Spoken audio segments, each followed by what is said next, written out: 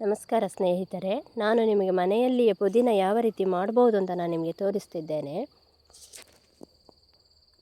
ಅಂದರೆ ನಮ್ಮ ಮನೆಯಲ್ಲಿ ನಾನು ನೆಲದಲ್ಲಿ ನೆಟ್ಟಿದ್ದೇನೆ, ನೆಲದಲ್ಲಿ ಮತ್ತು ಗ್ರೋ ಬ್ಯಾಗಲ್ಲಿ ನೆಟ್ಟಿದ್ದೇನೆ.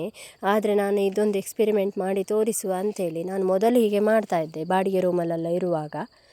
ಈಗ ನಾನು ನಿಮಗೆ ಮಾಡಿ ತೋರಿಸಿದ್ದೇನೆ ಹೇಗೆ ಮಾಡ್ಬೋದು ಅಂಥೇಳಿ. ಒಂದು ಚಿಕ್ಕ ಬಾಟಲ್ ಇದ್ದರೆ ನಮಗೆ ಮನೆಯಲ್ಲೇ ಅಡುಗೆಗೆ ಆಗುವಷ್ಟು ನಾವು ಪುದೀನವನ್ನು ಮಾಡ್ಕೊಳ್ಬೋದು. ಹಾಗಾಗಿ ನಾನು ನಿಮಗೆ ತೋರಿಸ್ತಿದ್ದೇನೆ ಹೇಗೆ ಮಾಡ್ಬೋದು ಅಂಥೇಳಿ. ನೆಲದಲ್ಲೇ ಇಡಬೇಕಂತೇನಿಲ್ಲ, ಅದು ಮೇಲೆ ಸಹ ನೇತಾಕ್ಬೋದು. ಹಾಗೆ ಮೊದಲು ನಾನು ಇದಕ್ಕೆ ಹಗ್ಗ ಹಾಕಿ ಕಟ್ಟಲಿಕ್ಕೆ 2 ಹೋಲ್ ಮಾಡ್ಕೊಳ್ತಾ ಇದ್ದೇನೆ. 2 ರಂಧ್ರ ಮಾಡ್ತಿದ್ದೇನೆ 2 ಸೈಡಿಂದ. ನಾವು ಅಂಗಡಿಯಲ್ಲಿ ತಂದು ತಿನ್ನುವುದಕ್ಕಿಂತ ಹೀಗೆ ತಿನ್ಬೋದು. ಯಾಕಂತ ಹೇಳಿದರೆ ಅಂಗಡಿಯಲ್ಲಿ ಕೆಮಿಕಲೆಲ್ಲ ಮಿಕ್ಸ್ ಮಾಡ್ತಾರೆ. ಯಾಕಂತೇಳಿ ಔಷಧಿ ಎಲ್ಲ ಹೊಡಿತಾರೆ, ಅದಕ್ಕೆ ಹುಳುಗಳು ತುಂಬ ಬರ್ತದೆ. ಮಲ್ಲಿಗೆಗೆ ಹೇಗೆ ಹುಳ ಬರ್ತದೆ, ಪುದೀನಕ್ಕೆ ಸಹ ಹಾಗೆ ಹುಳಗಳು ಬರ್ತದೆ.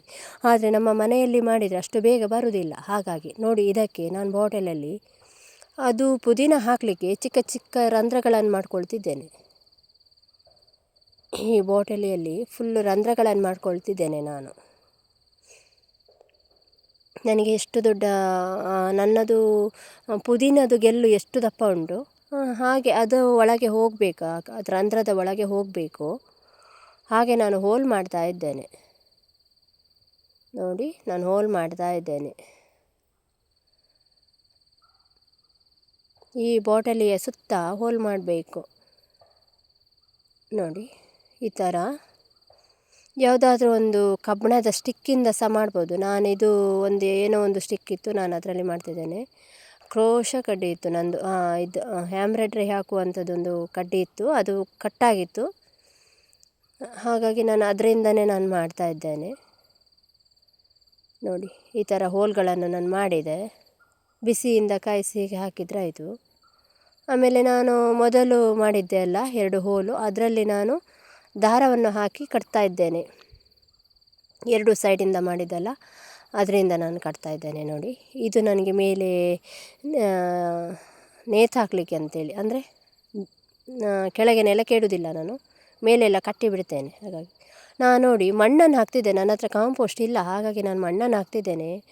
ನಾವು ಕಾಂಪೋಸ್ಟು, ಸಗಣಿ ಗೊಬ್ಬರ ಯಾವುದಾದ್ರೂ ಹಾಕ್ಬೋದು. ಕಾಂಪೋಸ್ಟ್ ಯಾವುದಾದ್ರೂ ಹಾಕ್ಬೋದು, ತೊಂದರೆ ಇಲ್ಲ, ಚೆಂದ ಬೆಳೀಲಿಕ್ಕೆ. ಇದಕ್ಕೆ ನಾನು ಏನು ಹಾಕ್ತಿಲ್ಲ, ಖಾಲಿ ಮಣ್ಣಲ್ಲಿ ನಡ್ತಿದ್ದೇನೆ. ಇದಕ್ಕೆ ನಾವು ಗೊಬ್ಬರ ಎಲ್ಲ ಹಾಕಿದರೆ ಒಳ್ಳೆಯದಾಗಿ ಬರ್ತದೆ. ನಾನು ಇದಕ್ಕೆ ಖಾಲಿ ಸಗಣಿ ಗೊಬ್ಬರ ಹಾಕುವ ಅಂಥೇಳಿ, ಸಗಣಿ ಗೊಬ್ಬರದಿಂದ ಬೆಳೆಸುವ ಅಂಥೇಳಿ. ಮತ್ತು ಈ ರಂಧ್ರಗಳಿಗೆ ನಾನು ಈ ಥರವನ್ನು ಹಾಕ್ತಿದ್ದೇನೆ. ಇದು ಫಾಸ್ಟಾಗಿ ಚಿಗುರು ಬರ್ತದೆ. ನಮಗೆ ಗೌರ್ಮೆಂಟ್ ಗೊಬ್ಬರ ಹಾಕಿದರೆ ತುಂಬ ಫಾಸ್ಟಾಗಿ ಬರ್ತದೆ. ಅದಕ್ಕಿಂತ ನಾವು ಸಗಣಿ ಗೊಬ್ಬರದಲ್ಲಿ ಬೆಳೆಸಿದ್ರೆ ಹೆಲ್ದಿಯಾಗಿರ್ತದಲ್ಲ, ಹಾಗಾಗಿ ಈ ರಂಧ್ರಗಳ ಮೂಲಕ ನಾನು ಹೀಗೆ ಸಿಕ್ಕಿಸ್ತಿದ್ದೇನೆ.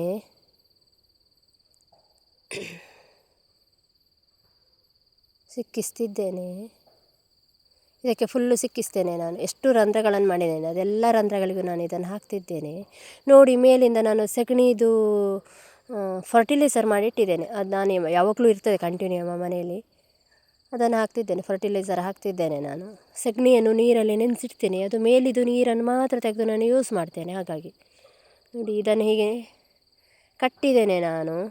ಇದು ನನ್ನ ಮಲ್ಲಿಗೆದು ಸೆಡ್ಡಿದು ಕೋಲಿಗೆ ಕಟ್ಟಿದ್ದೇನೆ.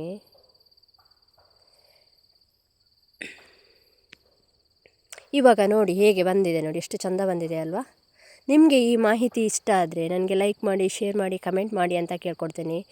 ಸದಾ ನಿಮ್ಮ ಸಪೋರ್ಟ್ ನನಗೆ ಬೇಕಾಗಿದೆ. ನೀವು ನನಗೆ ಸಬ್ಸ್ಕ್ರೈಬ್ ಮಾಡಿ ಅಂತ ಕೇಳ್ಕೊಳ್ತಿದ್ದೇನೆ. ಧನ್ಯವಾದಗಳೊಂದಿಗೆ.